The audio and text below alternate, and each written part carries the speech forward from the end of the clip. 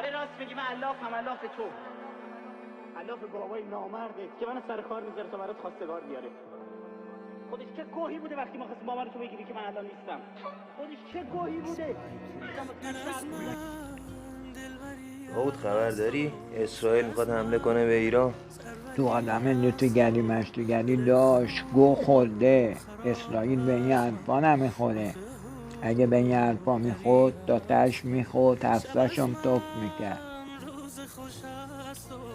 والا اینستا یوتیوب همش پره، میگن میخواد حمله کنه. نه دایی، تو آدم نتوگری مشتوگری تا این جانب داوود خطر مساوی با مرگ برابر با سکته تقسیم با زلزله ارگانیشتری اگه بم بایستده. اسرائیل که هیچی، رئیس جمهورش که معروفه